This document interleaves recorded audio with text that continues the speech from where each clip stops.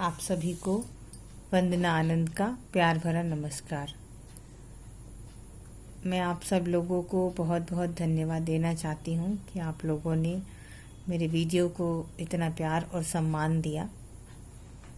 और कुछ लोगों से क्षमा प्रार्थी भी हूँ, क्योंकि कुछ लोग मैसेज करके बार बार मेरा व्हाट्सएप नंबर मांग रहे हैं और वो चाहते हैं कि मैं उनको उस व्हाट्सएप ग्रुप में ज्वाइन करा लूँ, ऐड कर लूँ। लेकिन आप लोगों को बता दूं कि ये वीडियो जो व्हाट्सएप वाला है नंबर, वो मेरे स्कूल का वीडियो है। मैं गवर्नमेंट टीचर हूँ GGIC सिविल लाइंस प्रयागराज में, और वो जो ग्रुप है वो हमारे स्कूल के बच्चों का ग्रुप है, तो मैं उसमें किसी को ऐड नहीं कर सकती हूँ। वो उसमें सिर्फ हमारे स्कूल के ही बच्चे पढ़ते हैं, तो मैं उनके लिए जो वीडियो बनाती हूँ वही वीडियो मैं यूट्यूब पर भी शेयर कर देती हूँ, जिसको आप लोग देखते हैं। तो उसके लिए क्षमा प्रार्थी हूँ। हाँ, आप लोग वीडियो देखते हैं तो उसके नीचे एक सब्सक्राइब का बटन है, सब्सक्राइब का बटन क्लिक कर दीजिए और उसके बगल में एक घंटी बजेगी, उसको छू दीजिएगा, उसको भी क्लिक कर दीजिएगा। तो मैं जितनी भी वीडियो बनाऊंगी वो नोटिफिकेशन आपके पास खुद ब खुद आ जाएगा। जितना भी मैं वीडियो बनाऊंगी, अपलोड करूंगी, तो आपको ग्रुप में जुड़ने की कोई ज़रूरत ही नहीं है। आप यूट्यूब पर ही पढ़ सकते हैं। जो मेरे स्कूल के बच्चे पढ़ते हैं वही आप भी पढ़ सकते हैं या पढ़ा सकते हैं। तो देरी नहीं करते हैं। और आज सेकेंड पार्ट है जो कक्षा 9 हिंदी का। दूसरा पार्ट है मंत्र, जिसके लेखक हैं प्रेमचंद जी, जिन्हें उपन्यास सम्राट की उपाधि दी गई है और 300 से ज़्यादा कहानियाँ लिखी हैं इन्होंने, जो कि बहुत ही फेमस हुई हैं। तो आज हम इस पार्ट की शुरुआत करते हैं। सबसे पहले जीवन परिचय देख लेते हैं प्रेमचंद जी का। तो किताब से इसलिए पढ़ा दे रही हूँ क्योंकि जो पढ़ने वाले हैं वो बच्चे 9th क्लास में बहुत छोटे होते हैं, तो उनको बिना बुक के कुछ समझ में नहीं आएगा। तो इसलिए मैंने बुक का सहारा लिया है, और अतिरिक्त चीज़ें जो बुक में नहीं है मैं साथ साथ बताती चलूंगी आप लोगों को। जीवन परिचय। उपन्यास सम्राट प्रेमचंद का जन्म एक गरीब घराने में काशी से 4 मील दूर लम्ही नामक गांव में 31 जुलाई 1880 ईस्वी को हुआ था। बच्चों, जो चीज़ें इंपॉर्टेंट हैं उनको अंडरलाइन करते चलेंगे, ताकि जब हम उसको दोबारा से दोहराएं तो वो चीज़ें हाईलाइटेड रहें हमेशा। तो इनका जन्म कब हुआ है? काशी से 4 मील दूर लम्ही में 31 जुलाई 1880 को हुआ था। इनके पिता अजायब राय डाक मुंशी थे। पिता का नाम क्या है? पिता का नाम अजायब राय है। और माता का नाम वो इस किताब में नहीं दिया है, आप नोट कर लें। माता का नाम आनंदी देवी था। फिर 7 साल की अवस्था में माता का और 14 वर्ष की अवस्था में पिता का देहांत हो गया। जब ये लोग छोटे थे, मात्र 7 वर्ष की अवस्था में माता जी का, और जब 14 साल के हुए तो पिताजी का देहांत हो गया। इसको याद रखने के लिए आप 7 का पहाड़ा याद रख लीजिए। 7 एकम 7, 7 दूनी 14। पहले माता और उसके बाद पिता का देहांत हुआ। अब आप समझ लीजिए कि जब घर में जो घर के मुखिया है नहीं रहेंगे तो घर की पारिवारिक स्थिति कैसी हो जाएगी? डावाडोल। वही स्थिति इनके घर की भी हुई। घर में यूं ही बहुत निर्धनता थी। पिता की मृत्यु के पश्चात इनके सिर पर कठिनाइयों का पहाड़ टूट पड़ा। रोटी कमाने की चिंता बहुत जल्दी इनके सिर पर आ पड़ी। ट्यूशन करके इन्होंने मैट्रिक की परीक्षा पास की। आपका विवाह कम उम्र में हो गया था, जो इनके अनुरूप नहीं था, अतः शिवरानी देवी के साथ इनका दूसरा विवाह किया गया। इनका पहले भी एक विवाह हो गया था जो कि सफल नहीं रहा, तो दूसरा विवाह इनका शिवरानी देवी के साथ हुआ। मोटी मोटी चीजें ले लेंगे, एक बार दोहरा लेते हैं इस पैराग्राफ को कि इनका जन्म जो है वो काशी से 4 मील दूर लम्ही, एक छोटा सा गांव है, वहां पे हुआ था। कब हुआ था? 31 जुलाई 1880 ईस्वी में। पिता अजायब राय, माता आनंदी देवी। माता की मृत्यु 7 साल में और पिता की 14 वर्ष में हुई। पहले इनके घर में वैसे ही बहुत कठिनाइयां थी, लेकिन जब घर के दोनों मुखिया नहीं रहे तो परिस्थितियां और भी खराब होती चली गई, और इनका विवाह जो पहले भी हो चुका था वो असफल रहा, और कम उम्र में ही इनका दूसरा विवाह हुआ शिवरानी देवी के साथ। बच्चों, बता दें आपको कि इनका जो बचपन का नाम था, ये कॉम्पिटिटिव एग्जाम में पूछा जाता है कि प्रेमचंद के बचपन का नाम क्या था, या मूल नाम पूछा जाता है, मूल नाम क्या था। इनका बचपन का नाम धनपत राय था, धनपत राय। इसको याद रखिएगा। ये कुछ चीजें हैं जो आपकी किताब में नहीं दी हुई है। और ये उर्दू में कहानियां लिखते थे शुरू में, जो कि नवाब राय के नाम से लिखते थे। नाम इनका धनपत राय था, जो बचपन का नाम था, और कहानियां ये नवाब राय के नाम से लिखते थे। लेकिन बाद में परिस्थितियां कुछ ऐसी हुई जिसके कारण उन्हें वो नाम छोड़कर प्रेमचंद के नाम से ही लिखना पड़ा, अपने मूल नाम से लिखना पड़ा। वो हम आगे पढ़ेंगे।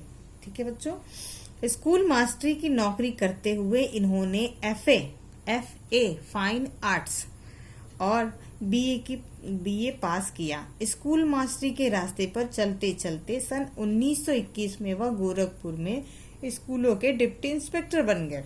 डिप्टी इंस्पेक्टर क्या होता है?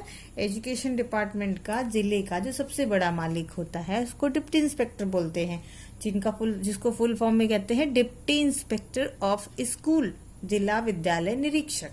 तो 1921 में वो गोरखपुर में डिप्टी इंस्पेक्टर हो गए। गांधी जी ने सरकारी नौकरी से इस्तीफे का बिगुल बजाया, तो उसे सुनकर प्रेमचंद जी ने भी तुरंत त्यागपत्र दे दिया। उसके बाद कुछ दिनों तक इन्होंने कानपुर के मारवाड़ी स्कूल में अध्यापन किया। फिर काशी विद्यापीठ में प्रधान अध्यापक नियुक्त हुए। कुछ साल मारवाड़ी स्कूल में पढ़ाया, उसके बाद काशी विद्यापीठ में यानी बनारस में ही हेड नियुक्त हो गए। इसके बाद अनेक पत्र पत्रिकाओं का संपादन करते हुए काशी में एक प्रेस खोला।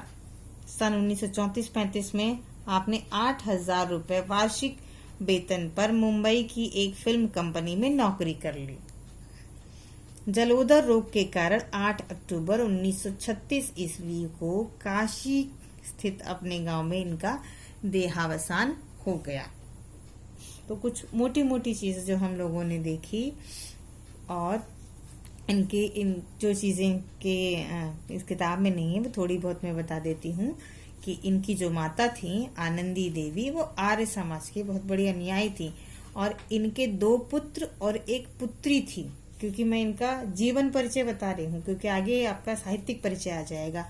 तो इनके 2 पुत्र हुए और 1 पुत्री। 2 पुत्रों में से पहले का नाम था श्रीपत राय और दूसरे का नाम था अमृत राय। अमृत राय को जानते होंगे आप लोग, कॉम्पिटिटिव एग्जाम में बहुत बार पूछा जाता है कि कलम का सिपाही किसने लिखी। ये बहुत महत्वपूर्ण रचना है कलम का सिपाही, ये अमृत राय ने लिखी है। और अमृत राय प्रेमचंद के पुत्र थे, और ये जो कलम का सिपाही उन्होंने कहा है, ये उन्होंने प्रेमचंद जी को ही कहा है।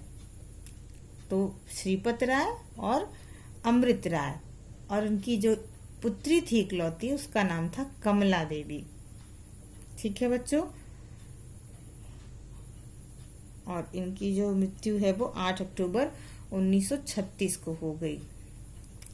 आपको बता दें इनको 2 उपाधियां मिली हैं, एक आधुनिक हिंदी कहानी के पितामह और दूसरा क्या है, उपन्यास सम्राट। ये भी क्वेश्चन पूछा जाता है कि प्रेमचंद को उपन्यास सम्राट की उपाधि किसने दी, तो जान लीजिए शरद चंद्र चट्टोपाध्याय। शरद चंद्र चट्टोपाध्याय थे जिन्होंने प्रेमचंद को उपन्यास सम्राट की उपाधि दी है। और इनका सबसे बड़ा योगदान है साहित्य में कि इन्होंने यथार्थवाद को जन्म दिया। जो जैसा है बिल्कुल वैसा लिखा, उन्होंने यथार्थ लिखा, कुछ भी बनावटी नहीं है। उन्होंने समाज में जो चीजें देखी वो उन्होंने वैसी की वैसी लिख दी। अब हम इनका साहित्यिक परिचय पढ़ेंगे।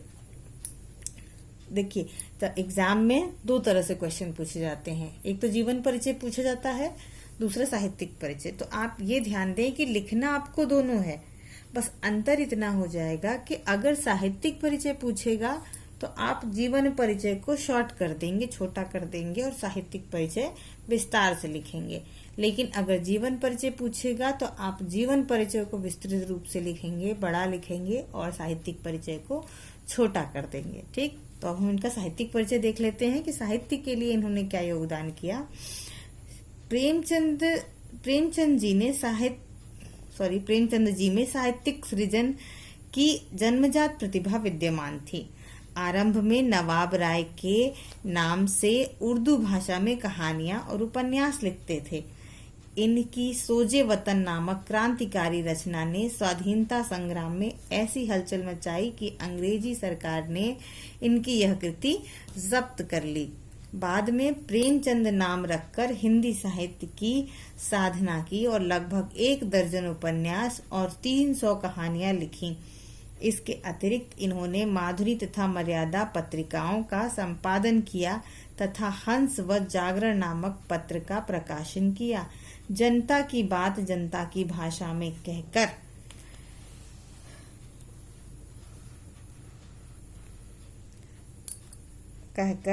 तथा अपने कथा साहित्य के माध्यम से तत्कालीन निम्न एवं मध्यम वर्ग का सच्चा चित्र प्रस्तुत करके प्रेमचंद जी भारतीयों के हृदय में समा गए। इनकी विशेषता यह थी कि इन्होंने निम्न वर्ग और मध्यम वर्ग का सच्चा चित्र प्रस्तुत किया है। और आपको बता दें कि प्रेमचंद जी को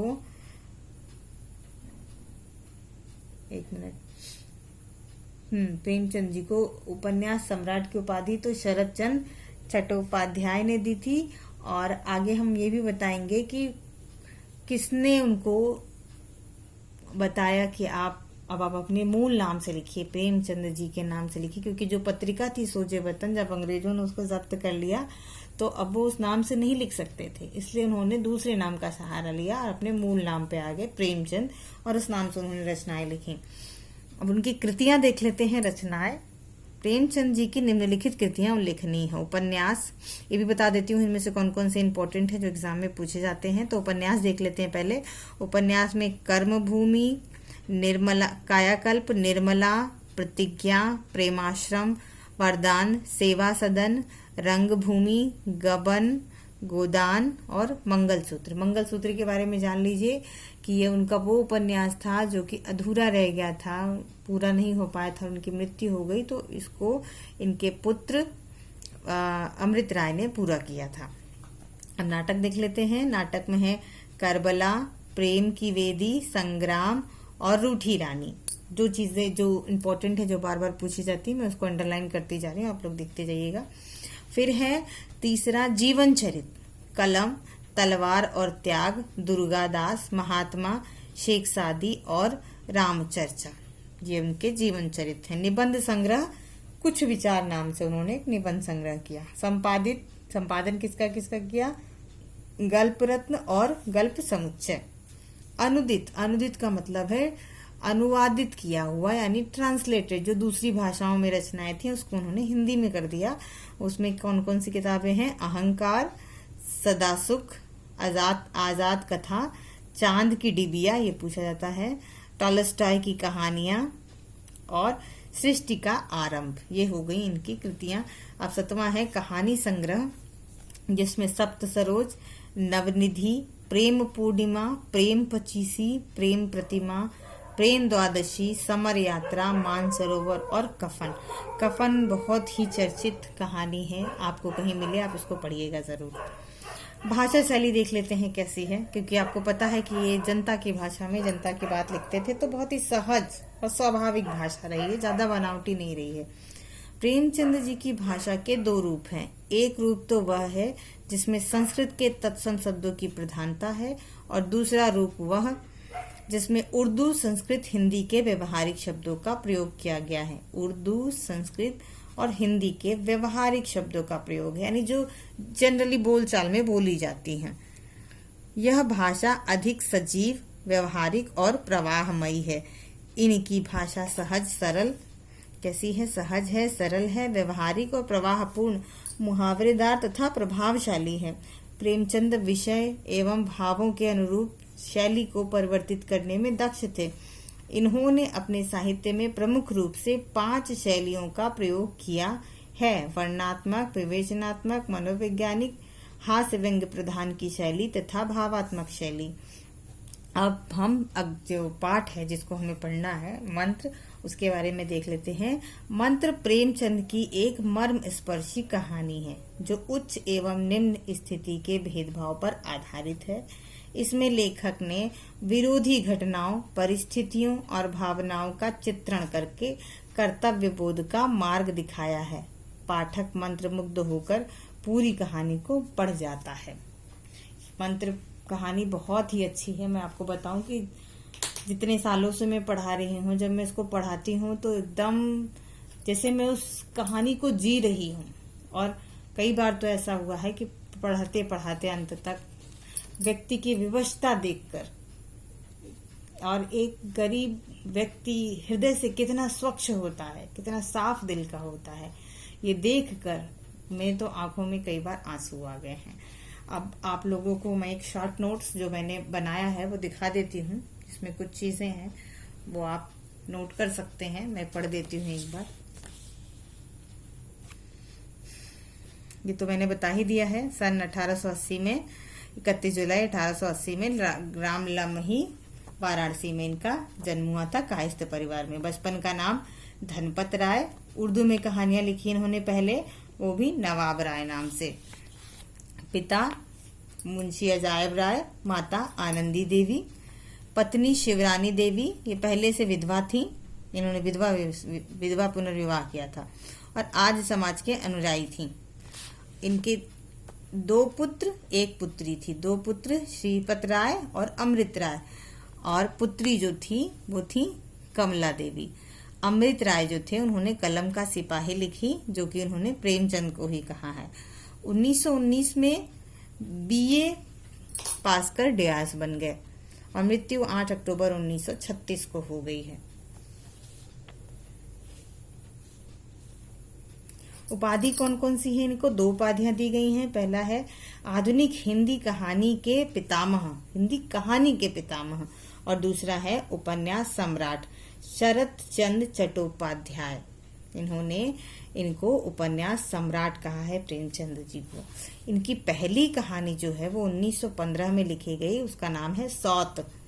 और लास्ट कहानी, अंतिम कहानी जो है वो 1936 में लिखी, कफन, जो बहुचर्चित है। इन्होंने यथार्थवाद को जन्म दिया। मैंने आपको बताया कि समाज में उन्होंने जो देखा, जैसा देखा, उसको उसी भाषा में रख दिया, उसको तोड़ा मरोड़ा नहीं, साफ सुथरा करके प्रस्तुत करने की कोशिश नहीं की। फिर क्या है, इनकी माता का 7 वर्ष में माता का निधन और 14 वर्ष में पिता का निधन हो गया।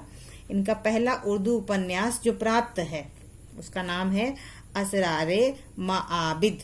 असरारे मआबिद।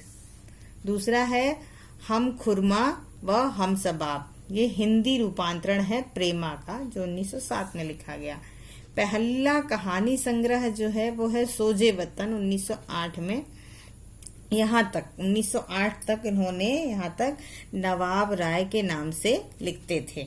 लेकिन उसके बाद क्या हुआ, आपको बताया था, सोजे वतन लिखने के बाद उनकी जब्त हो गई थी और अंग्रेजों ने उनको लिखने से मना कर दिया। तो उसके बाद उन्होंने प्रेमचंद नाम से रचनाएं करनी शुरू कर दी। इनकी एक अपूर्ण रचना थी, उपन्यास था वो मंगलसूत्र था, जो उनके छोटे बेटे अमृत राय ने पूरा किया है। जमाना पत्रिका के संपादक थे मुंशी दया नारायण निगम। याद रखिएगा, मुंशी दया नारायण निगम। इन्होंने मुंशी प्रेमचंद जी को कहा कि आप प्रेमचंद नाम से लिखिए। जब उन्होंने नवाब राय के नाम से लिखना बंद कर दिया तो इन्होंने ही प्रेरित किया, दया नारायण निगम ने, कि आप मुंशी प्रेमचंद नाम से लिखिए। प्रेमचंद को रूस का गोरकी, ये भी उपाधि है, रूस का गोरकी, तथा लुशुन, चीन की उपाधि, ये भी प्राप्त है। तो आप लोगों को ये पाठ कैसा लगा मुझे ज़रूर बताइएगा कमेंट करके। और अगर आपको वीडियो अच्छी लगी हो तो उसे लाइक कर दीजिएगा, अपने दोस्तों, अपने टीचर्स में शेयर करिएगा और मेरे चैनल को सब्सक्राइब कर दीजिए, क्योंकि अब मैं लगातार एक के बाद एक पार्ट का वीडियो बनाती जाऊंगी। आज के लिए इतना ही। धन्यवाद।